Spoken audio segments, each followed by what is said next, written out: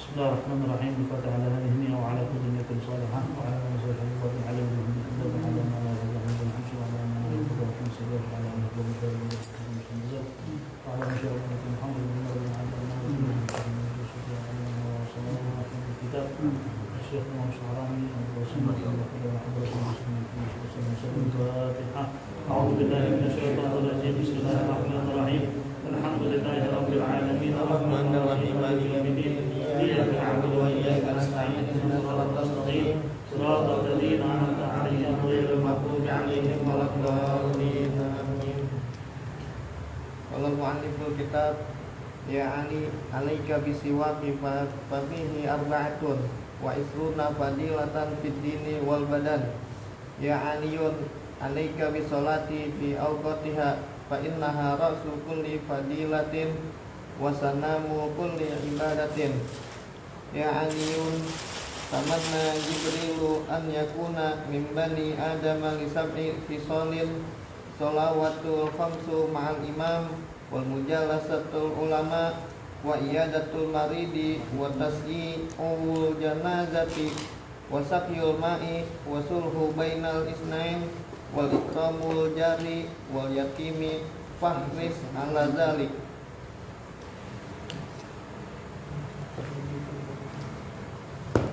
Bismillahirrahmanirrahim. Alhamdulillahirabbil alamin wassalatu wassalamu ala asyrafil mursalin sayyidina Muhammadin wa ala alihi wa sahbihi ajma'in wa la hawla wa la quwwata illa billahil aliyyil azim. Nawaina ta'allum wa ta'lim wa naf'a wal intifa' wa tadakhul wa tadbir wal ibadah wal istifadah wal haqqu 'ala tamassuki bi kitabillah wa sunnati rasulillah wa da'wati ila al-huda wa dalalatu 'ala al-khair ibtigha wajhillah wa mardati wa qurbi wa thawabi min Allah ta'ala. Alhamdulillah.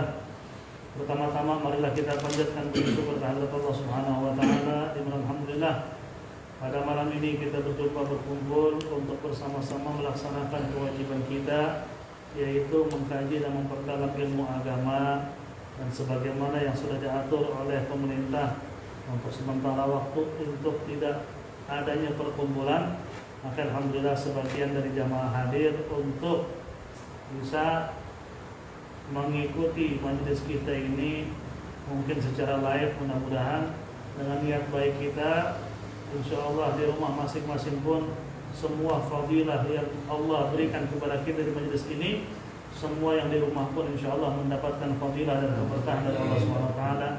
Amin ya rabbal alamin. Qala al-musannif rahimahullahu taala fi kitabih ila an qala ya Aliyun 'alaika bis-siwak ففيه 24 فضيلة في الدين والبدن. Rasulullah sallallahu alaihi wasallam menyampaikan kepada Sayyidina Ali bin Abi Thalib karramallahu wajhah, ya Aliun, wahai Ali, 'alaika bis-siwak. Di sini kata Nabi, 'alaika bis-siwak, pastikanlah atas dirimu untuk menggunakan siwak. Fafihi 24 fadilatun, karena dalam bersiwak terdapat 24 keutamaan. Fiddin, dalam agama, wal badan, dan dalam kesehatan. Jadi bersiwak itu memiliki 24 keutamaan dalam agama maupun buat kesehatan badan. Maka di situ Rasul SAW bersabda dalam hadits lain, laulam asyqa ala ummati la amartahum bisiwaka fi kulli shalah, inda kulli shalah. Kata Nabi, kalau tidak merepotkan, memberatkan umatku, nescaya aku akan perintahkan mereka bersiwak setiap mau sholat. Dalam hadis lain, inda kulli wudu, setiap mau wudu. Makanya sahabat meriwayatkan hadis begitu banyak tentang Rasul menggunakan siwak. Di antaranya ada hadis yang mengatakan bahwa Nabi bangun tidur pasti bersiwak, masuk rumah, pergi, balik ke rumah pasti bersiwak, sholat bersiwak, baca Quran bersiwak, semua aktivitas Nabi bersiwak. Bahkan ketika Nabi ingin dicabut nyawanya pun dia bersiwak.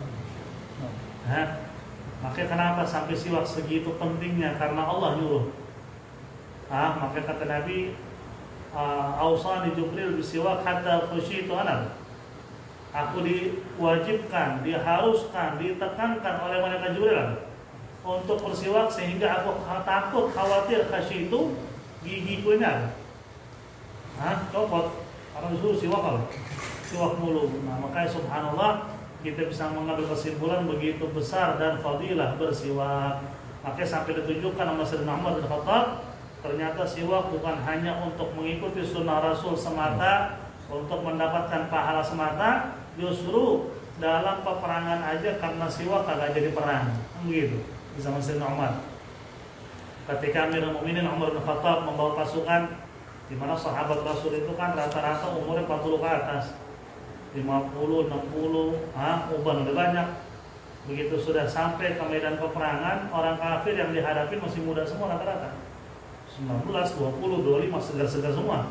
Nah ini di kalangan sahabat kan? Kalau bahasa kita lebih banyak aki-akinya. Nah ini di antara sahabat ada sedikit keraguan, apa bisa kita menang lawan anak-anak muda begini? Di situ Sayyidina Umar bin Khattab dengan kecerdasan beliau tiba-tiba ngomong sama para sahabat, wahai sahabat Rasul, apakah kalian membawa siwak? Kata sahabat, bawa. Kalau benar kalian bawa, cobalah siwak kalian ditunjukkan, diangkat semua. Ayo kita niatin ngikutin sunnah Rasul sebelum berperang, kita bersiwak. Karena Nabi selalu siwak, mereka bersiwak bareng-bareng. Nah orang kafir di seberang sana melihat orang Islam sedang bersiwak pada bingung. Nah ini orang Islam ngapain tuh gigi dibersihin? Jangan-jangan mereka jadi kanibal yang mau makan kita. Makanya mereka siap perang, kita mati dimakan kayaknya sampai giginya dibersihin dulu. Mundur ke pasukan kafir. Ada jadi perang. Cuma gara-gara Sayyidina Umar nunjukin siwak, itulah fadilahnya luar biasa.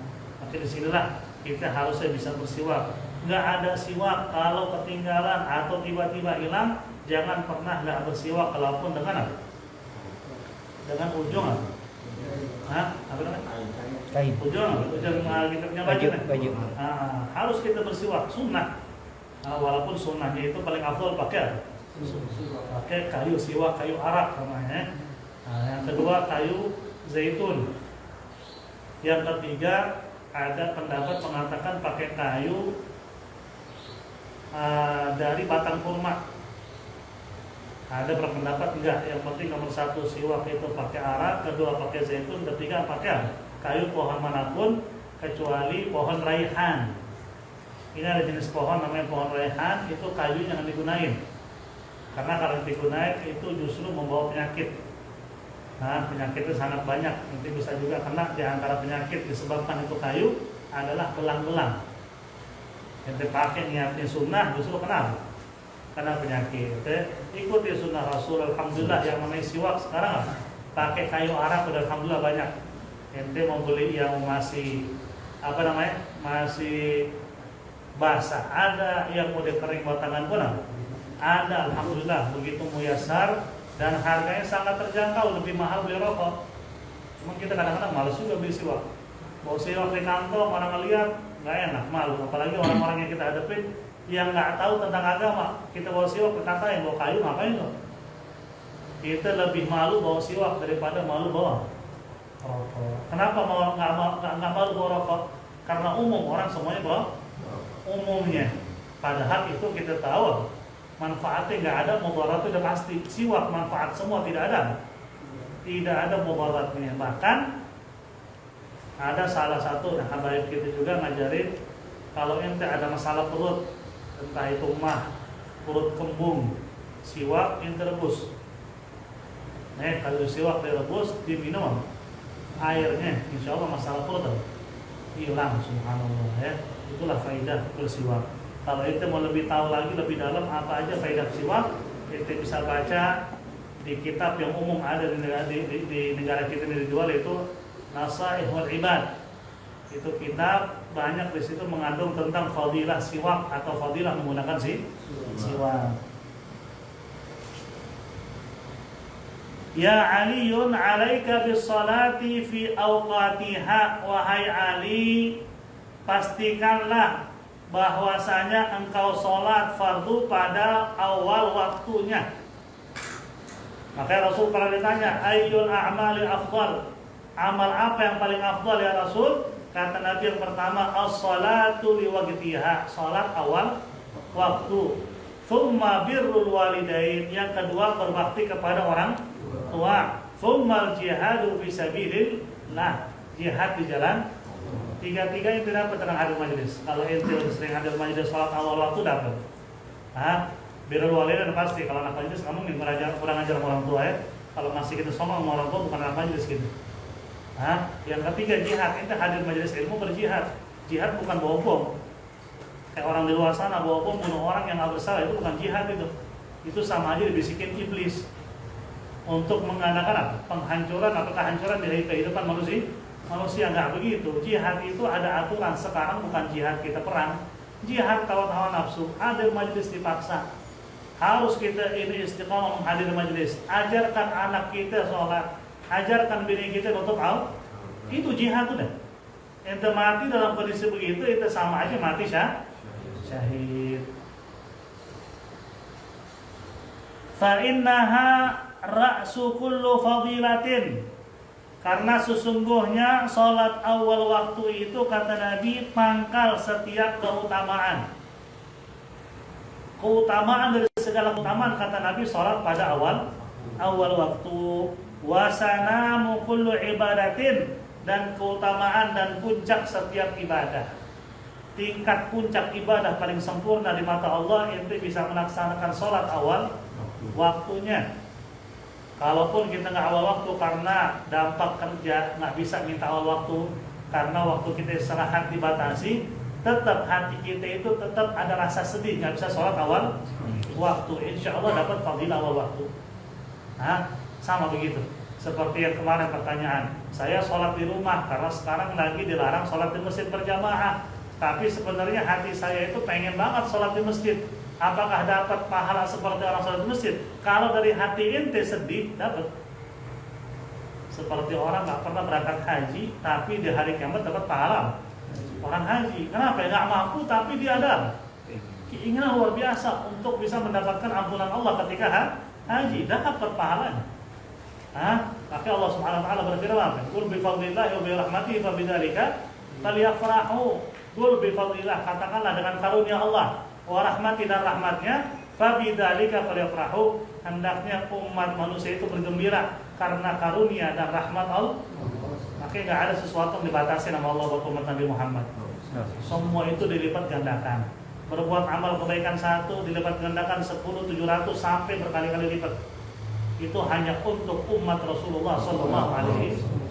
Makanya ada orang bertanya, kita dengan umat terdahulu lebih banyak amal kebaikan umat terdahulu. Mereka umurnya panjang-panjang. Nabi Allah Ibrahim sunat umur berapa? Umur berapa sunat? 80 tahun. Lah kita sekarang aki-aki sunat 80 tahun. Kendaraan meninggal. Nah zaman dulu 80 tahun itu seperti apa? Usia muda. Mereka 150, 200, 250 baru meninggal. Nabi Nuh hampir 1000. Umurnya bukan hampir 1000, lebih dari 1000. Dia berdakwah hampir 1000 tahun. Berarti umurnya berapa? Di dalam Al-Quran kan disebutnya yaitu dia berdakwah 1000 illa 50 aman, berarti 950 tahun berdakwah. Tapi umurnya berapa nih? 1000 lebih. Baru meninggal. Nah kita 80 mah malaikat udah mulai depan kita. Tinggal nunggu perintah doang langsung cabut. Dikagetin juga udah meninggal. Kan ibarat kasar seperti itu. Makanya di sini harus apa? Harus kita memahami, alhamdulillah kita bersyukur meskipun usia kita nggak panjang seperti umat terdahulu, tapi di situ Allah kasih kita karunia. Setiap amal berlipat gandakan. Umat terdahulu kebaikan satu, kejahatan satu. Umat Nabi Muhammad kebaikan berlipat gandakan, kejahatan satu. Berbuat kejahatan satu dihitung, tapi kalau kebaikan dilipat gandakan. Apalagi kita mau masuk Ramadan, lebih lagi. Ibadah sunnah bagaikan ibadah fardu dilipat gandakan sampai 70 kali lipat. Berarti itu salat isya 1 rakaat bagaikan 70 rakaat. Salat tarawih 20 rakaat bagaikan salat fardu 20. Waduh, banyak banget tuh pahalanya. Makanya jangan sampai disia-siakan hanya gara-gara yang sekarang isu di mana-mana masalah virus. Jangan sampai membuat kita ini semakin ngedon untuk tidak tarawih. Emang di masjid mungkin dilarang, kita bisa buat tarawih di rumah. Dengan keluarga kita kumpulin, kita sholat tarawih, kita baca Quran tadarusan, insya Allah dengan cara seperti itu semua bala musibah diangkat dari kita. Cuman kalau udah tarawih di rumah kagak, di masjid juga udah dilarang, ke bagaimana wabah corona datang? Nggak ada pengobatan buat virus kecuali minta amal. Sekarang kan belum ada yang namanya vaksin ini, belum ada obatnya Allah. Semua obatnya Allah. Kita kembali kepada Allah, pasti Allah angkat penyakit tersebut. Ya Aliun, wahai Ali, tamanna Jibrilu an yakuna min bani Adam. Wahai Ali, malaikat Jibril berharap dia menjadi anak turunan Adam. Malaikat Jibril itu pernah berharap jadi manusia, wahai Ali. Malaikat Jibril nih, pimpinan atau bahasa kita panglimanya malaikat. Satu-satunya malaikat yang punya sayap 600. Malaikat lain nggak ada sayap 600, cuma malaikat ada. Jibril. Makanya Habib Salim Syatri pernah cerita ketika Nabi Isra wal Mi'raj sampai ke tingkat terakhir di mana malaikat Jibril nggak bisa lagi ikut dengan Nabi, malaikat Jibril ngebentangin kedua sayapnya. Dan kata Habib Salim dalam situ diriwayatkan bahwasanya ketika dibuka sayapnya berjatuhan permata-permata dari sayap malaikat Jibril. Maka di situ kata ulama, Nabi melihat sosok malaikat Jibril itu 2 kali, sosok asli. Sisanya kan dia menyerupai manusia, cuman kayak suara lonceng. Nabi lebih sering dapat wahyu itu kayak suara lonceng, keras luar biasa di telinga, hanya Nabi yang dengar. Itu yang paling bikin Nabi lelah. Bagi Nabi kalau malaikat Jibril datang menyerupai manusia masih lebih ringan. Kalau sampai suara lonceng lelah. Memang seorang Nabi itu gampang dapat wahyu. Dapat wahyu lemas badannya, cuman dia pura-pura aja depan sahabat kan. Segar-segar aja lemas. Dan kayak wali Allah, jadi wali emang enak. Semuanya kebuka begitu, semuanya kelihatan. Ribet. Sedikit ada perilaku nggak benar, takabur sedikit dicabut waliannya. Belum harus jaga. Udah dapat kesolehan dari Allah, kewalian dari Allah, nggak boleh sifat sombong muncul. Nggak boleh tuh. Gimana caranya? Itu susah kan menghindari sombong, walaupun kita berusaha tetap aja suka muncul. Wali Allah nggak boleh ada itu sifat, repot sebenarnya. Cuma mungkin secara zahir kita ngeliat mereka hidup sama kita biasa aja, ngobrol, makan, tapi kita nggak tahu sebenarnya batinnya kayak gimana. Dan sama juga dengan para anbiya, khususnya Nabi kita Muhammad SAW. Ya Ali, tamanna Jibril an yakuna min bani Adam. Wahai Ali, Jibril berharap menjadi anak turunan Adam. Untuk apa? Dia berharap li sab'i khisalin, karena 7 perkara. Malaikat Jibril pernah berharap jadi anak Adam karena 7 hal. Apa saja? Yang pertama kata Nabi, as-salawatul khamsi, karena sholat 5 waktu bersama imam. Malaikat Jibril berharap dari manusia pengen sholat 5 waktu berjamaah. Kenapa berharap? Karena fadilahnya besar. Bagaimana Rasul juga bersabda, awwalu ma yuhasabu bihi al-'abdu yaumil qiyamati as-shalah. Orang pertanyaan pertama yang Allah akan tanya kepada seorang hamba di hari kiamat adalah sholatnya. Sedangkan kalau sholat berjamaah, ulama kita sepakat sebagaimana dari hadis-hadis Rasul sudah diambil kesimpulan, sholat berjamaah itu faedahnya diterima sholat ente. Oh ente was-was, ente begini, bengong lagi sholat, tapi bacaan dibaca, tapi bengong, nggak khusyuk, tetap diterima karena berjamaah. Sedangkan kalau ente sholat selalu berjamaah, di hari kiamat pertanyaan pertama sholat ente sempurna karena selalu aman itu. Makanya kenapa malaikat Jibril berharap? Jadi anak turunan Adam karena sholat 5 waktu. Orang sholat 5 waktu berjamaah aman. Yang penting wudunya benar, dia baca Fatihah, dia ikutin bacaan apa, dia dengerin bacaan imam. Soal sedikit suka pikiran kesana kemari, kita manusia. Karena Sayyidina Ali bin Abi Thalib mengatakan dalam suatu perkataannya, jikalau ada manusia mengaku dari sejak takbir sampai salam dia khusyuk, itu orang meledai. Logikanya tetap diganggu setan. Setan paling besar gangguannya ketika kita sholat.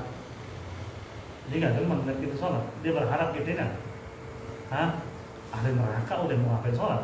Sholat ketika kita nunduk, ketika kita sujud itu pengampunan dosa semua. Kita nunduk lagi sholat, semua dosa-dosa badan kita berjatuhan dari pundak kita. Ada satu hadis Nabi sudah begini. Dosa yang ada di pundak, kita berjatuhan ketika kita rukuk, ketika kita sujud, semua yang ada di badan kita jatuh dari atas kepala kita. Itu hikmah daripada disebut kenapa sholat itu bisa dapat pengampunan dosa. Kemudian wa mujalasatul ulama, dan sebab kedua malaikat Jibril berharap menjadi anak turunan Adam duduk dengan ulama. Kalau malaikat Jibril pengen jadi manusia, pengen duduk sama ulama. Sedangkan orang sekarang ulama dimusuhin. Akan bilang kita ini mau ganti siapapun pemimpin di negara, cuma setiap pemimpin demi pemimpin musuhin ulama. Wallahi sampai kapanpun nggak maju negara. Balak iya. Udah pasti ulama ente musuhin selesai. Ente musuhin orang biasa masih mending, walaupun dosa. Tapi ulama, waris para nabi ente musuhin, seolah-olah Nabi Muhammad ada ente musuhin. Nggak ada bedanya. Ente ngerasa penguasa semua ente dalam kendalian. Ente ulama si fulan penjarain, fulan begini, fulan carilah orang pura-pura gila bunuh dia. Itu sama aja kayak umbar-umbar nabi itu. Tapi orang nggak pernah paham. Yang ngelakuin justru orang Islam. Kafir begitu wajar ya. Kafir begitu wajar. Karena bagi kita orang kafir musuh kita sampai kapanpun. Itu udah pasti. Mau sebaik apapun tetap dalam hati dia berharap kita ikut agama dia. Sama dengan kita. Kita mau punya teman di luar Islam, sebaik apapun hubungan kita dalam hati kita. Mudah-mudahan orang dapat hidayah. Nah sama sebaliknya. Gak mungkin ente bisa akur secara zahir batin karena agama berbeda. Gak bakal. Mau ada artis bilang itu beda agama nikah bertahun-tahun biasa aja, cerai. Kan ada yang sombong. Yang nikah udah 25 tahun tapi biasa aja beda agama. Habis ngomong begitu di TV cerai. Ada 25 tahun. Dia akur-akur aja. Karena kesombongannya itu biasa aja beda agama, cerai di sini. Gak mungkin. Gak mungkin sama orang makan anjing dengan makan babi dan orang makan kambing. Itu pasti beda, daging juga beda. Bahasa seperti itu. Tapi tetap kita hargai orang yang beda agama dengan kita. Biar dia dengan agama dia, kita dengan agama kita. Cuma di sini harus kita punya prinsip. Mereka juga pasti punya prinsip. Gak mungkin terlalu terbuka dengan umat Islam. Masing-masing lakum dinukum. Di luar kita tetap baik. Punya teman di luar Islam boleh? Boleh. Bisnis barang? Boleh. Baik sama teman yang di luar Islam, sangat bagus. Rasul baik sama siapapun, bahkan sama orang Yahudi. Disuapinnya nama Nabi, bahkan di Madinah ada orang yang buta. Itu kebaikan harus kita sebarkan sesama muslim maupun sesama manusia. Cuma ketika berkaitan dengan hukum akidah, jangan dicampur aduk. Inilah pundin mulyadin. Akidah itu kayak rumah ente. Ente punya rumah nih. Ente punya teman paling dekat, boleh gak dia masuk kapanpun ke rumah ente lihat bini ente? Kan nggak mungkin, walaupun teman kayak saudara. Kalau datang pasti ketok pintu dulu, assalamualaikum. Ini disembunyiin dulu, baru kita bukan pintu. Datang nggak mungkin, dia kayak saudara aneh. Kapanpun itu masuk 24 jam, kan nggak bakal.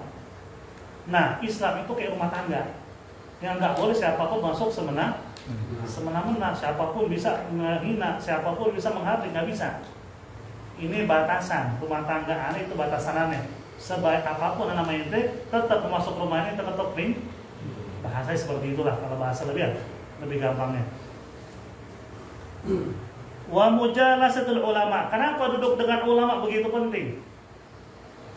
Luqmanul Hakim pernah ngomong gini ke anaknya, ya bunayya, jalisul ulama wa zahimhum bi rukbataika fa inna Allah yuhyil qulub bi nuril hikmati kama yuhyil ardha bi wabilis sama. Itu kata Luqmanul Hakim. Wahai anakku, dekatin ulama. Duduk bersama mereka, deketin kedua lututmu dengan ulama. Maksudnya duduk sama ulama kalau bisa dekat banget. Seperti orang duduk dua lutut kan. Bersentuhan. Itu peribahasa, bukan benar-benar begitu.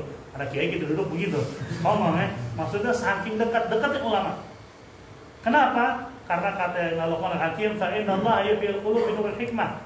Allah bisa menghidupkan hati yang mati dengan cahaya hikmah. Sebagaimana Allah menghidupkan bumi dengan hujan yang lebat dari langit. Hati mati, obatnya dapatin ulama. pengen lurus jangan ngelakuin dosa, sering-sering hadir majelis. Nah, ada jalan lain. Anak baca Quran, anak sholat, nggak mau hadir majelis, insya Allah jadi maksiat, nggak bakalan susah. Akhir zaman ini. Kalau dulu udah masih bisa, ini kita akhir zaman. Kita ngomong begitu buka TV udah maksiat lagi. Nah, sulit.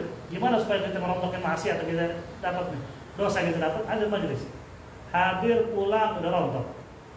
Itu dalam hadis hadis kursi firman Allah dalam hadis kursi disebutkan tentang perkumpulan di majelis ilmu itu panjang memang hadisnya, ujungnya itu kata Allah, gumu maghfuran lakum, bubarlah kalian setelah majelis itu dengan diampuni dosa-dosa kalian. Itu hadisnya ada.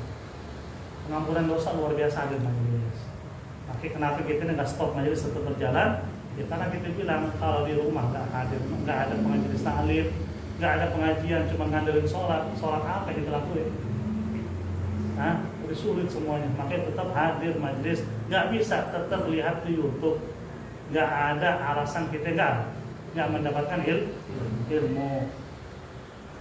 Wa iyadatul marid, dan juga alasan ketiga malaikat Jibril berharap jadi manusia karena iyadatul marid, menjenguk orang yang sakit. Emang kenapa menjenguk orang sakit? Itu pahalanya qirat. Qirat itu sama dengan satu gunung pahala. Orang sakit, teman saudara yang terjenguk, satu gunung pahala yang terdapat kontan. Nah, subhanallah.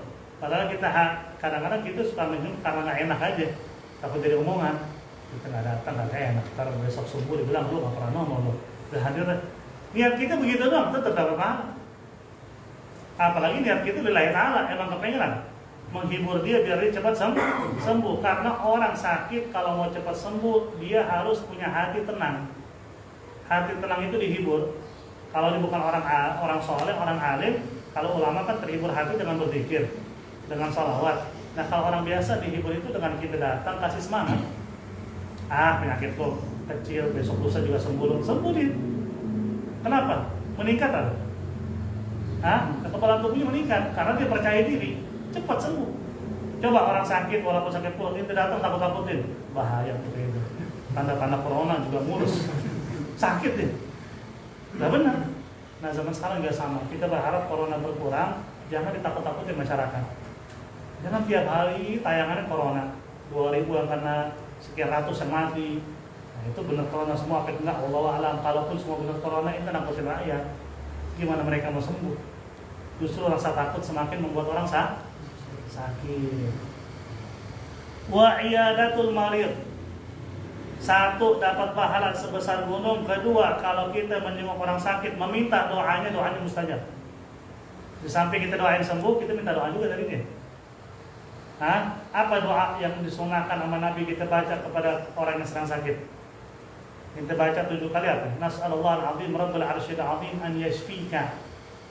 Itu dari Nabi. Nas'alullah al-azim rabbul arsyil azim an yashfika 7 kali. Kita memohon kepada Allah. Nas'alullah al-azim kepada Allah yang Maha Agung, rabbul arsyil azim. Tuhan arsy yang Maha Agung, an yashfika. Semoga Allah berikan kamu kesembuhan. 7 kali dibaca. Insya Allah kalau niat kita lillahi ta'ala itu orang sembuh. Kecuali emang sakit yang emang dengan sakit itu Allah sudah gariskan dia akan mati. Kita membacain Taurat, Zabur, Quran, Injil mati aja. Yang udah digariskan Allah bakal mati gara-gara penyakit. Cuman kalau penyakit sebahaya apapun emang Allah belum gariskan dia mati, dia sembuh. Karena yang tahu kita mati kapan, di mana, usia berapa hanya Allah. Mau dokter bilang ente punya penyakit itu bahaya. Ya sebulan 2 bulan lagi kali siapa ini kuburannya deh. Udah bertahun-tahun masih hidup. Banyak kan? Orang datang ke rumah sakit cuma check up biasa karena orangnya was-was 6 bulan sekali check up dari kepala sampai kaki. Sehat walafiat, besoknya meninggal. Ini urusan Allah bukan urusan manusia. Manusia bisa memprediksi, tetap Allah yang berkehendak. Wa tasyi'ul janazati, dan juga disebabkan yang keempat sebab malaikat Jibril berharap dari manusia karena tasyi'ul janazah, yaitu kita hadir dalam pemakaman atau mengiringi jenazah. Kayak sekarang nih lagi jenazah COVID-19. Namanya bagus ya. Kalau jadi klub bola kenapa tuh? jangan nama anak ya, anak lahir COVID-19 sama virus anak itu. Nah, gimana kalau kayak sekarang nih, orang sakit meninggal karena corona diduga atau beneran? Kan sekarang orang meninggal semua dibungkus. Meninggal karena corona kayak mau kagak kayak dibungkus juga tetap. Nah, itu dibungkus dengan begitu bungkusan apa? Yang udah rapi banget tuh deh, yang mungkin secara medis ilmu kedokteran dianggap sudah aman dari penyebaran virus. Nggak ada mau bawa juga. Kalau lihat berita tuh yang mau kuburin 2 orang, minta bantuan dari warga sekitar, dipakein baju itu apa namanya? Dipinjemin supaya bantuin, kagak mau juga. Bahkan banyak jenazah yang boleh dikubur 10 kali pindahin. Dalam hadis Rasul, hadis sahih, orang yang meninggal karena taun, karena wabah, karena virus itu syahid.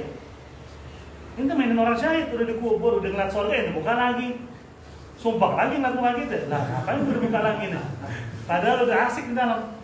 Nah ini hati-hati, bahaya sih. Kita mau mempermainkan orang yang syahid, kita khawatir mati nggak syahid.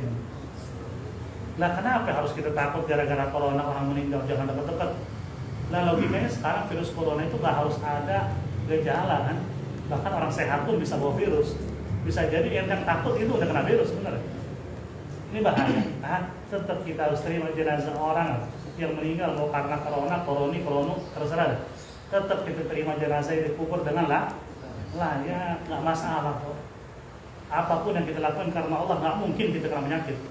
Karena ini kewajiban kita terhadap mayit. Mandiin, sholatin, apalagi kafanin, kuburin, tahlilin, itu nggak wajib. Cuman bagus, yang mau lakuin boleh, yang ada duit jangan ngutang ya. Gara-gara tahlil ngutang jangan. Itu bagi orang yang mampu saja ya. Tasyi'ul jenazah juga dalam hadis Rasul jelaskan, menghadiri atau mengiringi jenazah dapat pahala 1 gunung.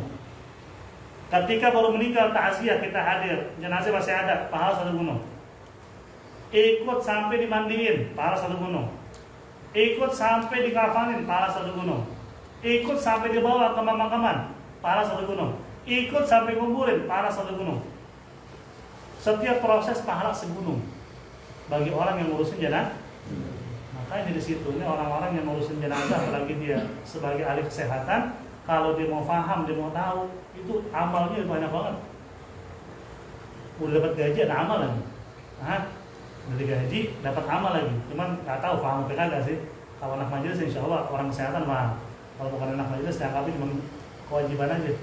Daripada gue ngelakuin dari gaji.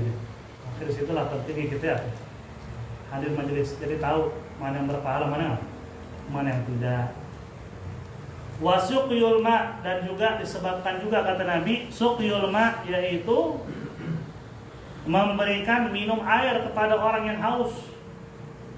Malaikat Jibril berharap dari manusia pengen ngasih air kepada orang yang haus. Karena dalam hadis yang disampaikan sama Nabi tentang seorang Yahudi perempuan, maaf bahasa kasar kita ini PSK, dia kesian melihat anjing kehausan, nggak tega dari hatinya, dia ambil dia punya sepatu, diturunin ke dalam sumur, diambilin air kasih minum sampai tuh anjing nggak haus, masuk surga dia. Bukan berarti PSK yang ada begitu ya, tiba-tiba ada kucing anjing kasih minum masuk surga, enggak. Ini hanya sebagai gambaran Allah pandang dia dengan pandangan rahmat hanya gara-gara dari hati yang tulus ngasih minum. Bahkan dalam hadis Rasul, insya Allah besok kita ngaji, saya mau sampaikan pada hadis yang begitu gamblang dari Nabi tentang wabah. Kenapa wabah semakin banyak? Kenapa banyak penyakit dulu nggak ada sekarang ada? Asbabnya itu disebut nama Nabi. Di antara juga di situ disebut nama Nabi. Kalian kalau sudah mulai enggan mengeluarkan zakat, nescaya Allah tidak akan menurunkan hujan. Sekalinya pun turun hujan bukan karena kalian, tapi karena binatang yang hidup di bumi. Jadi sekarang kalau kita lihat di Indonesia khususnya, nggak usah lihat negara lain, maksiat apa yang dilakuin? Semua para nabi terdahulu maksiat umatnya ada zaman sekarang. Zina ada, suka sama jenis apa lagi, emang digalakin di negara kita. Biasa, walaupun ini gerakan penyembah setan. Kemudian apa? Masalah timbangan amal, timbangan apa? Berdagang juga sama, bohong yang baru dibilang second dibilang baru, yang baru apa? Padahal kualitas nggak bagus dibilang bagus, biasa. Di umat Nabi Muhammad ada semua. Tapi hujan tetap turun. Kenapa? Bukan karena kita. Gara-gara itu tuh bebek yang ada ataupun apa? Kucing yang berkeliaran. Gara-gara dia Allah menurunkan hujan. Karena kalau kita sudah nggak menjaga diri kita sebagai manusia, binatang lebih mulia. Kal an'am bal hum adall. Mereka seperti binatang bahkan lebih parah daripada binatang. Kalau dia ibaratnya kawin nggak pakai nikah, binatang. Nggak mungkin ada penghulu dulu, ada catatan. Dia binatang, itu manusia begitu. Sama dengan apa? Dengan binatang. Maka sampai Nabi bilang, kalaupun turun hujan, Allah turunin gara-gara binatang yang ada, bukan karena kalian. Nah, subhanallah ya, jangan sampai mudah-mudahan kita dijauhkan dari musibah dan bala seperti itu ya. Wasulhu bainal itsnain, dan juga sebab diantaranya yang membuat malaikat Jibril berharap menjadi manusia, yaitu mendamaikan antara dua orang yang bertikai. Dia berharap jadi manusia, kalau ada orang ribut dia mau nengahin. Luar biasa, pahalanya besar. Bahkan kita di antara bohong yang diperbolehkan, bohong demi merukunkan, bikin akur antara dua orang yang bertikai. Kita bohong akhirnya. Udah, ini orang sebenarnya pengen minta maaf, padahal kagak. Galakkan dia mana? Cuma kita bohong, mau minta maaf tapi nggak enak sama ente. Kita datang ke dia juga mau minta maaf sama ente, cuma nggak enak, takutnya nggak terima maafnya. Begitu dijumpa, udah pasti saling maaf-maafan. Kenapa? Yang ini berpikir dia meminta maaf, yang ini berpikir dia meminta maaf. Itu boleh bohong dalam hal itu. Bikin rukun antara dua orang yang bertikai, pahalanya sangat besar. Maka Allah Subhanahu wa taala berfirman, "Wa dzkuru ni'matallahi 'alaikum id kuntum a'da'an fa'alafa baina qulubikum." Cobalah kalian ingat nikmat Allah kepada kalian. Dulu kalian bermusuhan, akhirnya Allah membuat kalian akur. Fa asbahtum bi ni'matihi ikhwana. Kalian akur dengan nikmat agama. Kita dikasih agama Islam, kita jadi akur. Islam itu mau bikin akur antara dua orang yang bertikai. Islam kafir pun kalau sama-sama satu agama, akur enggak? Itu dikarenakan agama dan akidah. Sebelum ada agama, manusia hidup seperti binatang. Yang berpuasa, yang lemah mati. Gak suka sama orang, membunuh aja. Zaman dulu begitu. Begitu agama datang nggak bisa. Bunuh orang hukum mati.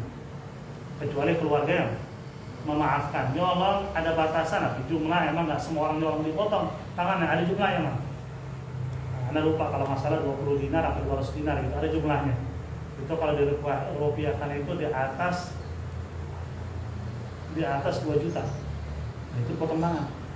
Kalau cuma nyuri ayam 20.000, 25.000 nggak bisa dipotong tangan. Dianggap masih ada kecil, tapi tetap dihukum. Itu dipenjara dan dicambuk. Ada cambukannya bagi orang yang melakukan hal itu, ataupun hukuman apapun yang hakim memutusin. Tapi cuma bukan potong tangan. Cuma kalau jumlah besar itu potong tangan. Sebagai pelajaran, jangan dikit-dikit main ngambil hak orang lain. Makanya dulu ada cerita seorang sahabat yang bernama Nuaiman. Kalau dengar Nuaiman, ini sahabat memang pelawak. Dia sempat ditangkap sama sahabat mabuk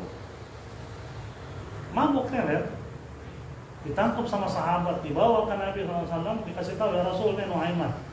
Lihat kelakuan, dia teler begini.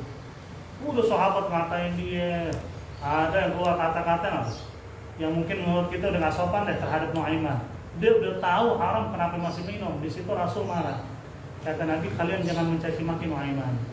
Sesungguhnya hati cinta kepada Allah dan Rasul. Dia emang mabuk tapi hatinya cinta sama Allah dan Nabi. Emang bercandanya kelewatan, dia kalau bercanda sangat kelewatan. Pernah Rasul kedatangan tamu dari Syam. Ini tamu bawa unta paling mahal, untanya besar, kekar, mahal harga itu untanya. Datang ke rumah Nabi, itu unta diikat di depan rumah Nabi, dia masuk. Di luar rumah Nabi ada beberapa sahabat, di antara mereka ada Abu Bakar Siddiq, lagi duduk jaga. Takutnya kan namanya tamu Nabi, tiba-tiba untanya hilang kan. Ini tamu lagi mau nanya Islam lagi, dia bukan orang Islam. Lagi nanya Islam, pengen masuk Islam. Tiba-tiba seandainya untanya hilang, ini semakin enak sama Islam. Akhirnya dijaga. Akhirnya Nuaiman datang. Nuaiman kalau datang pasti rusuh. Hah? Akhirnya dia ngomong Nuaiman sama sahabat. Itu tasnya tuh gede banget tuh. Dia ledek sama sahabat ini, dia ledek bercanda. Padahal Nuaiman itu nggak bisa diajak bercanda, serius semua. Walaupun dia ahli bercanda. Cuma kalau kita ngomong sama dia, dia anggap serius. Iya, katanya sahabat yang ada di situ, ada di Bakar Siddiq. Itu ontak kalau dipotong kita makan dagingnya, masya Allah banyak banget dagingnya. Kata Nuaiman, ya udah gue potong dah. Hah? Tapi dengan syarat jangan ngadu menambil gue potong. Ya udah terserah, kita tungguin deh. Sahabat mikir dia bercanda. Udah mereka lengah, begitu mereka nengok, Nuaiman udah motong ke ontak, leher udah pisang, udah kegeletak ke ontak. Teriak sama sahabat, astagfirullahaladzim, ngamuk deh. Nabi keluar pasti ngamuk nih. Habis dipotong ditinggal. Kata Nuaiman, Rasul Pak keluar, jangan bilang aneh ya. Begitu sudah aman baru kita bakar-bakar deh. Nah, dia pergi kabur. Rasul keluar, tamu keluar, kaget tamunya. Lawan udah kegeletak, leher udah dipisahin. Sama si Nuaiman ini. Udah buru-buru Nabi bilang beliin ontak yang sama, kasih dia uang 2 kali lipat. Jangan sampai orang datang menanya Islam jadi berpikir negatif terhadap agama Islam. Jadi dikasih ontak yang sama dengan harga yang sama dan dikasih duit lagi 2 kali lipat di surah Nabi. Biar dia pergi dalam rasa aman. Habis itu panggil sahabat, siapa yang potong? Mereka diam, nggak berani ngomong. Akhirnya buka suara deh. Daripada Rasul nanya terus, Nuaiman Rasulullah potong. Lah kok bisa dipotong sama dia? Kita cuma bercanda, tapi sama dia serius. Ya udah kita cari Nuaiman. Cari gubuk-gubuk Nuaiman ternyata keluar dari kota Madinah. Keluar dia ketemu sama penggali sumur. Ada sahabat penggali sumur, anda lupa namanya. Dia biasanya emang apa? Kerjanya gali sumur. Ketemu. Katanya Nuaiman, ente ngizinin anak gak ngumpet dalam sumur ini? Emang kenapa? Karena diuber-uber sama orang jahat. Hah? Karena Nabi yang uber dia loh. Bilang orang jahat. Jangan kasih tahu anak di sini. Emang kenapa sih? Pokoknya jangan, anak pasti mati nih. Itu sayang kan sama anak begitu, anak Nuaiman. Ya iya rasa yang lain tidak. Jangan anak ngumpet di sini. Kalaupun yang datang nyari anak, walaupun sekelas Nabi, jangan kasih tahu ya. Lah ini orang menggali sumur semakin curiga. Sekelas Nabi. Emang orang lakuin apaan sih? Emang Nabi mencari ente? Pokoknya kalaupun Nabi yang nyari jangan kasih tahu. Ya akhir katanya dia tutup. Nabi benar nyampe. Dan Nuaiman ya. Dia nggak mau bohong sama Nuaiman. Dia bilang nggak bakal ngomong apa. Bahwa di Nuaiman sembunyi. Pinter nih orang trik nih ngasih tahu Nuaiman di mana. Enggak ya Rasulullah. Tapi nunjuk begini. Lihat Nuaiman nggak? Enggak. Maksudnya ngasih isyarat ada di dalam gitu. Biar nggak disalahin sama Nuaiman. Dibuka lagi sembunyi. Banyak kelakuannya parah. Parah bener. Nuaiman itu pernah ngikut dengan Abu Bakar Siddiq bawa dagang ke Syam. Ada salah satu sahabat ikut dengan mereka. Sampai ke Syam, Abu Bakar Siddiq bilang sekarang kita berpencar dagang. Kata Nuaiman, saya ngapain? Gak usah ngapa-ngapain, di situ aja. Abu Bakar Siddiq tahu dia kalau ngapa-ngapain pasti rusuh nanti, apalagi di negara orang lagi. Udah itu diam aja dah. Nah sahabat yang satu lagi ngikut disuruh jaga makanan. Kata Abu Bakar Siddiq, kita makan bareng, makan siang. Ngumpul, makan siang bareng, gak boleh ada yang makan duluan. Siang masuk, Abu Bakar Siddiq belum balik. Nuaiman udah mulai lapar. Udah gelisah nih. Ngomong sama sahabat, gue boleh makan nih? Gak boleh. Abu Bakar Siddiq bilang kita harus ngumpul semua makan bareng. Anak lapar banget, gak bisa. Itu jangan nyari masalah sama anak, kata Nuaiman. Terserah. Oh berarti itu nyari masalah sama anak. Nuaiman pergi kemana? Ke pasar budak. Emang lagi ada budak, dia dipajang-pajangin. Nah dilihat yang harga berapa, Nuaiman datang. Ngomong sama orang-orang yang mau beli budak. Itu mau beli budak anak gak? Mana budak ente? Ada. Pernah dibayar kan? Murah anak jual. Berapa yang mau jual? 20 dinar aja. Itu murah segitu. Budak muda 20 orang berebut. Emang budak ente mana tuh yang jaga makanan tuh? Ente kalau sampai sono pasti nih budak bilang Anda bukan budak. Itu trik dia. Ente tetap bawa dia. Itu trik dia. Padahal dia tahu bukan budak kan. Jadi yang beli udah diracunin. Pokoknya kalau ente mau tangkap dia, ente pasti bilang Anda bukan budak. Itu cara dia tuh ngomongnya. Tetap tangkap dia. Itu budakannya. Dia tangkap di bawah. Abu Bakar Siddiq datang nanya. Dia lagi makan dulu, kenyang nih si Nuaiman. Tapi bukan dari makanan itu, dari duitan. Jual sahabat tadi dia. Abu Bakar Siddiq datang, mana si fulan bin fulan jaga makanan. Nuaiman walaupun begitu, aneh jujur. Kalau sudah kepergok jujur, dia nggak bakal bilang enggak. Aneh jual. Abu Bakar Siddiq pegang pahala, itu jual siapa? Dijual dia. Emang dia budak? Ya biasa sana mau makan dari kasir, dijual aja. Awas Abu Bakar Siddiq dicari, ketemu, dibayar dengan harga mahal, yang penting tuh anak atau tuh sahabat dibebasin, bebas sudah, ngamuk tuh sahabat. Ya Allah, kata emang dari awal udah bilang jangan nyari masalah mana. Emang dia nyari masalah pada dia ngajak ribut, tapi itu difitnah dia. Kan lebih parah lagi. Sampai ke Madinah, Abu Bakar Siddiq cerita nih peristiwa ke Nabi. Nabi bukan marah, malah ketawa. Bahkan disebutkan dalam sebagian riwayat, Nabi itu setelah peristiwa itu terjadi, berapa bulan kemudian ada tamu datang, Nabi pasti cerita tentang itu ke orang. Nabi yang cerita sambil ketawa. Ada punya teman sahabat di sini pernah jual temannya, dicerita sama Nabi. Sampai akhir hayat Nuaiman begitu meninggal, begitu dikubur, Rasulullah di atas makamnya dia ketawa lagi. Di atas makamnya ketawa lagi. Sahabat bingung. Ya Rasul ketawa lagi. Ini orang benar-benar nggak hidup nggak mati bikin anak ketawa. Emang kenapa? Barusan malaikat datang. Nanya siapa Tuhanmu? Dijawab. Nanya siapa nabimu? Itu masih di atas. Emang begitu. Emang Nabi masih di atas? Di atas makamnya. Sampai Nabi bilang nih orang bikin anak ketawa, hidup maupun apa? Maupun mati. Emang parah. Cuman ada riwayat mengatakan bahwa Allah tidak mencatat dosanya khusus buat dia. Pernah ngasih Nabi makanan banyak, datang ke Nabi waktu itu Rasul hadiah, alhamdulillah terima kasih. Dia pengen emang nyenangin Nabi, emang dia orang miskin. Pengen ngasih Nabi tapi dia miskin. Cuma sok-sokan di bawah. Nabi keluar ke pasar, ditegur sama pedagang, ya Rasulullah, ente punya utang apaan? Nuaiman bilang tadi ente yang bayar. Jadi yang bawa ke rumah Nabi tadi hadiah, ngomong ntar Nabi yang bayar ya. Nabi bayar, tapi sambil ketawa, Nuaiman. Yang parah bercandanya ya. Cuma itulah sahabat Nabi. Enggak semua sahabat itu tegang. Tetap ada di antara mereka.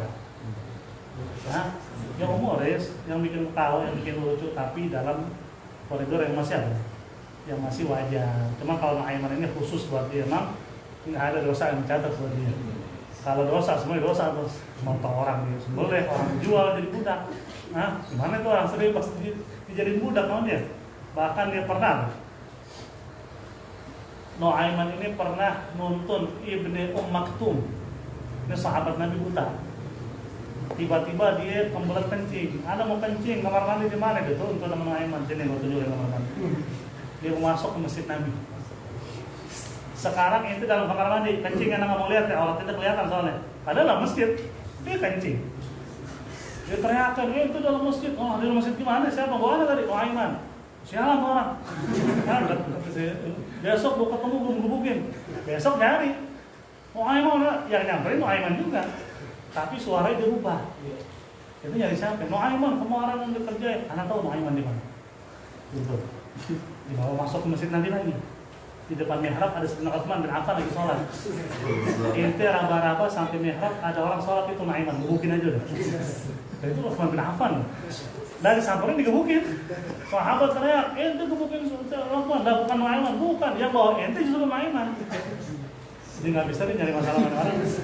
Orangnya emang nggak pernah ngajak berantem, tapi itu difitnah sama dia. Fitnahnya parah lagi. Jangan sampai itu dijual lagi, dijual juga nanti. Tapi itu sahabat Rasul SAW. Tetap mereka ada bercandanya, ada seriusnya. Nggak selalu serius. Itulah manusia. Kalau kita hibur, aneh aja di Hadramut. Kita seminggu sekali dikasih waktu outlah atau libur. Itu boleh kita main basket, ada lapangannya, boleh main bola, boleh kita nyewa kolam renang kalau ada duit, patungan atau nyewa. Kenapa? Disuruh hibur diri, nggak selalu seminggu itu full belajar, sholat, belajar, enggak. Ada waktu Kamis itu udah nggak ada ta'lim, ada cuma maulid. Jumat libur. Kenapa? Kita disuruh apa? Menghibur diri. Sama juga kita ketika rumah tangga. Jangan, nggak bisa juga bini kita disuruh pegang 24 jam. Nggak ada hiburnya, mau keluar sedikit, jangan, aurat. Mati tuh bini dalam rumah. Ada waktu kita ajak hibur, ajak jalan. Kita pun laki, kita sekarang kayak lockdown gini. tiba-tiba nggak kerja, nggak hadir majelis, di rumah aja stres ya. Sumpah juga, nggak sama, istri tuh ngalamin. Sesekali kita ajak kali, ajak dihibur, itu sunnah. Menghibur istri anak adalah sunnah. Wa ikramul jari, dan juga diantara alasan malaikat Jibril berharap menjadi anak Adam, kata Nabi, ikramul jari, memuliakan tamu, wal yatim, dan memuliakan anak yatim. Fahris ala dalik, maka kata Nabi, maka bersungguh-sungguhlah kamu dalam melaksanakan 7 hal ini, wahai Ali. Sholat dengan imam, duduk sering dengan ulama, padahal Sayyidina Ali termasuk sahabat yang alim. Yang kedua, yang ketiga, sering-sering jenguk orang sakit, dan menghadiri jenazah, dan juga memberikan air kepada orang yang haus, dan menamaikan antara 2 orang yang sedang bertikai, dan memuliakan tamu dan anak yatim. Ini 7 hal yang membuat malaikat Jibril berharap jadi manusia. Maka kata Rasul, fahris ala zalik, bersungguh-sungguhlah melakukan 7 hal itu, wahai Ali. Sebenarnya bukan buat Sayyidina Ali doang, buat kita lebih. Sayyidina Ali ini orang Masya Allah.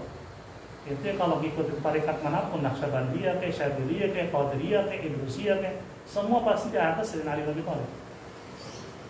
Tarikat manapun pasti kalau tawasul Imam Ali bin Abi Thalib. Ini orang alim, soleh, zahid, dekat sama Nabi, dan dia melihat wajah Nabi paling sering karena di satu rumah dengan Nabi, dan sering diajak duduk 4 mata bersama Nabi, bukan matubul, sama Nabi. 4 mata bersama Nabi. Mana itu? Ini panggil nama Nabi sini, duduk sama Nabi. Siapa yang nggak mau?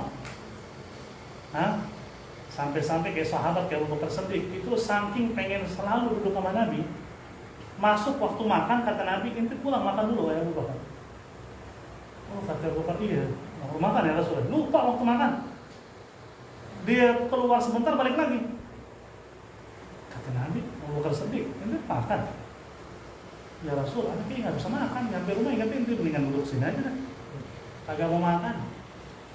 Karena bagi dia pisah sama Nabi walaupun sebentar itu sangat merugikan daripada makan.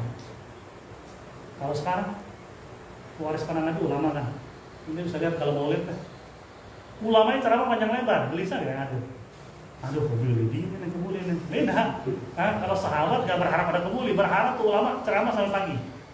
Berharap Nabi ngomong sampai pagi, nasihat semua. Kalau sekarang enggak, telat dikit udah amin aja amin, mikirin kebuli dingin, udah jam sekian, udah boleh. Ngapa tuh bedanya kita sama sahabat?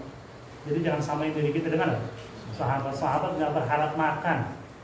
Bahkan balik lagi kata Rasulullah SAW, anak nggak bisa makan, ngabisin waktu banyak, lebih bagusan duduk bersamamu ya Rasulullah. Duduk bersama Nabi lebih baik daripada makan. Padahal mereka manusia, ada rasa lapar. Rasulullah SAW bukan Nabi. Kalau Rasulullah emang sering puasa tanpa dibuka 3 hari. Tapi sahabat manusia biasa nggak bakal mampu. Kita tetap butuh makan dan minum, tapi segitunya tetap bagi dia duduk bersama Nabi bikin dia kenyang. Itulah cinta yang sahabat. Jadi kalau kita ini cinta sama Nabi, salawat sama Nabi banyak, masih dianggap bid'ah, dianggap berlebihan. Ya Allah, dibandingkan sahabat kita siapa sih? Rasulullah itu begitu meninggal, hari kedua habis meninggalnya Nabi, Abu Bakar Siddiq sering duduk, kakinya itu dilipat begini nih kalau bahasa kita. Tapi palanya dimasukin antara 2 kakinya. Itu sering Abu Bakar Siddiq begitu. Di rumahnya di depan istrinya Asma. Asma ini bekas mantan istri Ja'far bin Abi Thalib. Setelah Ja'far bin Abi Thalib meninggal, dinikahin sama Abu Bakar Siddiq. Asma bilang, "Kenapa kamu wahai suamiku?" Nangis nggak berhenti. Kata Abu Bakar Siddiq, "Anak kangen sama Nabi." Kata istrinya, "Ente ini orang yang paling dekat dengan Nabi. Perang sama Nabi, harta ente kasih ke Nabi. Sampai Nabi bilang ente ada surga, apalagi yang tertunggu? Ente meninggal ketemu Nabi pasti. Kagak bisa, anak kangen sama Nabi." Ente kalau bilang kita bid'ah memuliakan Nabi, bagaimana sahabat? Sampai bilang berabah kabur dari Madinah hanya karena nggak tahan setiap melihat gang di Madinah ingat Nabi. Setelah 2 tahun dibalik lagi gara-gara Nabi mimpi. Dia mimpi Nabi, kata Nabi, "Mahadal jafa ya Bilal, kenapa ente ninggalin kita ya Bilal?" dibalik. Padahal antara Syam dengan Madinah itu butuh waktu 40 hari kurang lebih naik unta. Dia mimpi Nabi besok langsung jalan, nggak pakai mikir. Padahal 40 hari naik unta. Hah? Itu sekarang seandainya itu punya guru tiba-tiba manggil itu jam 2 malam, itu datang sekarang. Ntar dulu deh, karena ngomong dulu sama bini ya. Kita sih lebih banyak takut istri masalahnya. Kalau duluan dia punya kendali mengurus rumah tangga, itu istrinya ada bila-bila apa. Pagi-pagi udah nyiapin kuda, nyiapin onta, mau kemana? Mau ke makam Nabi. Nah, itu prinsip sahabat. Bagaimana cinta mereka dengan Rasul. Makanya kita nggak mungkin sepadan dengan sahabat sama sekali.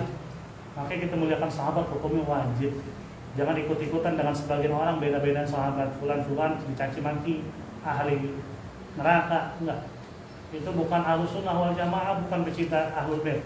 Ngaku cinta ahlul bait, sahabat dicaci maki, bukan cinta ahlul bait itu. Justru dia membenci ahlul bait. Karena ahlul bait tidak pernah ngajarin kepada anak cucunya membenci para sahabat. Atau sahabat dicinta, ahlul bait dibenci, sama aja. Lebih parah lagi malah. Sahabat mulia, giliran turunan Nabi dibahas, udah percaya. Malah dicaci maki di hati. Hati-hati, harus berpesan. Jangan ente ngaku cinta ahlul bait tapi benci sahabat. Jangan ngaku cinta sahabat benci ahlul bait. Kedua-duanya nggak ada gunanya, ada neraka. Kita harus cinta ahlul bait dan muliakan sahabat. Semua karena Nabi Muhammad SAW. Wallahu a'lam bishawab. Insyaallah kita teruskan lagi di pertemuan yang mendatang. Cuman sebelum ditutup, jika ada pertanyaan dari yang hadir maupun dari yang tak hadir, fadhlu. Ada pertanyaan yang nyangkut. Ada.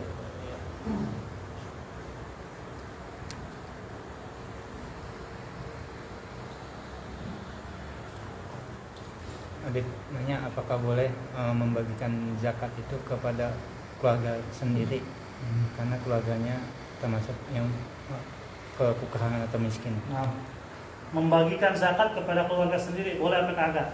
Ulama berbeda pendapat. Cuman mayoritas bilang kepada orang-orang yang wajib kita nafkahin nggak bisa. Ente ngasih zakat ke bapak atau ibu karena mereka kekurangan dalam kehidupan, ente anak kurang ajar. Ngasih zakat ke orang tua. Kewajiban ente perhatian orang tua yang susah, bukan ngasih zakat setahun sekali. Cuman kalau masih keluarga tapi nggak terdekat, sepupu, saudara yang sedang susah, di mana mereka juga butuh dengan zakat, sebagian ulama memperbolehkan. Memang khilaf ulama soal ini, selalu memberikan zakat kepada keluarga. Cuman kepada orang yang diwajibkan untuk kita nafkahin nggak boleh. Kenapa nggak boleh? Wajib kita pikirin hidupnya, bukan ngasih zakat setahun sekali. Kita punya ibu itu udah nggak bisa nyari uang, dia udah tua atau bapak itu udah tua, kewajiban itu sebagai anak yang mesti nyari rezeki. Makan kita ajak makan bareng, ada rezeki kita beliin di sarung, beliin di pakaian. Kalau itu ibu kita beliin daster sekali-sekali, wajib. Bukan nunggu setahun sekali, ntar boleh zakat saya kasih buat ibu. Nah, kurang ajar banget sebagai anak. Ini ada kejadian soalnya nyata. Ada bukan anak langsung sih, menantu. Memang dia punya anak menantunya itu setahun sekali suka ngasih zakatnya ke mertuanya. Itu juga tersinggung mertua. Ini menantu ngasih zakat karena harusnya kita pikirin ketika kita ada, jangan sampai kita nggak bantu orang tua kita ataupun anak yang menjadi tanggung jawab kita ya. Terus ada lagi gimana? Kalau yang kita jenguk orang muslim gimana? Boleh, nggak masalah. Rasulullah menjenguk orang Yahudi. Orang Yahudi sakit dijenguk sama Nabi. Kita doakan supaya sembuh, dalam hati kita doakan juga, ya Allah berikan hidayah kepada orang. Sambil kita dihadapkan nih ngeliat muka itu dalam hati kita berharap Allah ngasih hidayah. Doain sembuh, semoga yang sembuh ya. Inti beraktivitas normal kembali. Itu ngomongnya begitu, jangan pakai didoain, tapi dengan bahasa-bahasa semoga yang sembuh. Tapi dalam hati kita doakan semoga dapat tidak apa-apa, kita tetap jaga hubungan kita sesama manusia. Turut berduka wajar, apalagi kita kenal. Datang ke rumah keluarga, saya turut berduka ya. Nah, semoga kalian diberikan ketabahan, kesabaran. Nah, itu hal wajar. Bukan semoga dia diterima di sana. Di sana di mana? Di masing-masing, kalau urusan agama jangan campur, tapi urusan baik wajib. Ini jangan ngablak, sampai urusan agama itu campur, kita masuk gereja itu salawatannya apaan? Sekarang aja kita undang dia ke masjid, suruh ngomong juga di masjid, suruh ceramah. Nggak bisa, ini aturan Allah, jangan dicampur-campur. Yang Anda bilang tadi, aturan Allah agama itu seperti rumah tangga. Yang nggak boleh orang lain masuk tanpa izin, kalau bahasa kasarnya begitu. Kita pun juga sama, kita nggak boleh mengiyakan agama dia, dan dia pun anak rasa juga dilarang untuk mengiyakan agama. Kalau emang dibilang kita harus jaga kerukunan, nggak boleh ada batasan-batasan, itu suruh di kolom syahadat kan? Kita punya teman, kenapa seorang Islam sensitif nggak mau ucapin selamat Natal gini-gini? Ya itu ucap syahadat. Itu ucap syahadat kan ucapin selamat Natal. Apa kan? Padahal cuma ucap, karena membuat dia keluar dari agama dia, masuk agama Islam. Nah, sama, ini prinsip, bukan berarti kita sensitif terhadap orang luar Islam, enggak. Hubungan baik tetap, tapi ada batasan. Ada pertanyaan Habib, boleh apa tidak memberi zakat untuk Ahlul Bait dengan alasan sekarang tidak ada humus? Itu ada gol, disebutkan oleh Imam Bejirmi, juga disebut dalam kitab fikih Imam Syafi'i. Itu ada gol, ada pendapat ulama yang ngebolehin. Nah, ada pendapat ulama karena mereka sekarang sudah tidak mendapatkan humus. Itu disebutkan oleh Imam disebutkan di kitab oleh Imam Jermi, dan juga di kitab Baijuri juga disebutin, dibahas. Baijuri itu syarah Abi Syuja, juga dibahas, ada ulama yang ngebolehin. Cuman sepantasnya karena di sini ada khilaf, kita sebaiknya jangan kasih zakat, tapi kita perhatikan kehidupan Ahlul Bait. Jangan kita kasih zakat. Zakat itu kan yang ada di harta. Walaupun ada ulama yang ngebolehin, tetap kita sebisanya kita keluar dari khilaf. Ketika terjadi khilaf, kita ambil jalan tengah, jangan ikut-ikutan masuk ke khilaf. Gimana caranya? Jangan kasih zakat, perhatiin dia. Itu dari rezeki, kita kenal ada Ahlul Bait, kita kenal dekat, kita ada rezeki, kasih. Ada lebih, kasih. Jangan zakat yang dikasih. Gimana? Ya, iya, betul. Hadiah. Jangan zakat, bukan zakat diganti bahasa hadiah. Zakat tetap jadi zakat ya. Cuman kita kasih dia hadiah. Bukan dari zakat. Zakat tetap kita kasih kepada 8 golongan yang disebutkan dalam Al-Qur'an.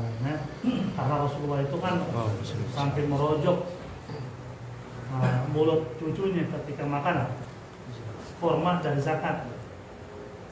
Dirojok sampai disuruh muntahin. Kata Nabi, ini haram buat kita Ahlul Bait. Ada ulama nggak bolehin karena mereka sekarang nggak dapat 1/5 dari rampasan perang. Tetap mayoritas ulama nggak bolehin. Walaupun ada yang bolehin, kita ngambil jalan tengah keluar dari khilaf.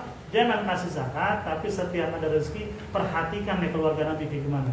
Yang susah kita bantu dia, Nabi bantu kita di akhirat. Itu janji Nabi. Kita berbuat baik kepada anak punya keluarga, dia nggak bisa balas, anak yang balas pada Nabi. Selesai, itu Quran Nabi. Biar dia nggak bisa balas anak, Nabi balas anak di akhirat. Nabi yang bilang. Maka di sini jangan sampai ada batasan. Sebenarnya Sayyidina Umar bin Khattab waktu jadi khalifah, beliau pernah membagi-bagikan harta, ngasih kepada Al-Imam Al-Husain, cucunya Nabi, lebih daripada apa yang dikasih kepada anaknya Abdullah bin Umar. Dia punya anak namanya Abdullah, kan dikasih sedikit, Sayyidina Husain dikasih banyak. Anaknya protes, ayah, kan saya anak ayah, Husain bukan anak ayah. Kata Sayyidina Umar bin Khattab, nah, emang dia bukan anak aneh, tapi dia punya ibu bapak nggak seperti ibu dan bapak itu. Maksudnya dia mulia. Ibunya Siti Fatimah, ayah Imam Ali bin Abi Thalib, kakek Nabi. Jangan bandingin sama diri ente, cuma anak aneh. Sayyidina Umar ngelakuin hal yang demikian. Sampai Sayyidina Umar nikah dengan anaknya Sayyidina Ali, namanya Ummu Kalthum. Sayyidina Ali punya anak Ummu Kalthum, dia nikah dengan Sayyidina Umar.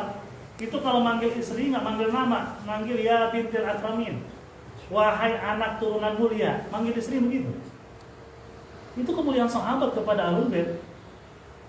Nah, itu di sini kayak gimana kemuliaan kita? Di situ aja mau. Di situ makanya di sini kalau bisa jangan dikasih kita keluar dari khilaf. Ya. Ada lagi pertanyaan? Cukup. Cukup. Nah, satu lagi deh. Kalau menjenguk orang yang melahirkan sama aja Menjenguk orang yang melahirkan sama. sama dengan menjenguk orang sakit. Orang yang melahirkan itu kalau dia melahirkan dia masih hidup dapat pahala syahid. Dia itu semua dosanya gugur. Kalau perempuan ketika ngelahirin dosanya gugur. Makanya sebaiknya itu ngelahirin normal, sebaiknya. Kecuali emang sudah secara medis, secara benar-benar dibuktikan bahwa ini normal, bisa tapi berbahaya buat anaknya. Dan itu bisa dibuktikan secara konkret, emang udah terpaksa harus sesar, tapi ngerasa enggak. Semua bisa normal sebenarnya. Yang bikin program sesar ini kan orang bule. Biar orang Islam itu terbatas anaknya. Kalau negara barat sesar nggak dianjurin. Dianjurin normal, sampai ada metode melahirin di air kan. Di bak air, merendam, biar gampang keluar. Itu orang boleh begitu. Tapi negara Islam suruh sesar. Diprogramin lagi. Sekarang al-afu emang nggak semua bidan. Cuman banyak kalau ente bawa ini pasti udah sesar aja bahaya ini. Diperiksa belum? Nah, gimana ketika melahirkan dia pahala besar, dosa gugur, datang menjenguk itu pahalanya sama. Meminta doa sama orang yang dosa habis gugur, mustajab. Mustajab. Kalau dia mati karena melahirkan, dalam riwayat disebutkan dapat pahala 200 syahid. Perempuan melahirin, meninggal karena melahirin, pahala 200 orang mati syahid. Bukan surga lagi tuh ya, ngompok-ngompok surga nih. 200 para syahid. Satu orang mati syahid itu bisa ngasih syafaat buat 70 orang keluarganya untuk mereka selamat masuk surga, apalagi 200. Makanya perempuan itu sebenarnya enak, ini ngelahirin walaupun sakit melahirkan, tapi pahalanya besar. Tapi emang sakitnya nggak bisa ditandingin. Makanya baru samain sama usaha kita cari duit buat keluarga, buat anak, nggak bisa nyamain dengan ente punya bini ketika dia mengandung 9 bulan. Tidur kagak bisa, perutnya serba salah, mau tengkurap ya kagak mungkin. Telentang, pegel juga, nyamping, berat, nggak bisa. Makanya kita nih kalau lagi bertikai atau ada kesalahpahaman sama bini, kita emosi, inti ingat peristiwa itu deh. Pasti langsung reda emosi. Inti ingat, bini ada waktu ngandung anak-anak kayak gimana susahnya. Karena nggak boleh begini. Sekarang dia ngurusin anak-anak lagi. Alhamdulillah untung bini anak masih ada ngurusin. Di situ insya Allah reda. Kalau itu sama imam, dia masuk surga gara-gara nih, repot. Tambah galakan ente udah lupa dengan perjuangan istri ya. Wallahu a'lam. Berkat ala hadhihi wa ala kulli musallim wa Muhammadin sallallahu alaihi wasallam.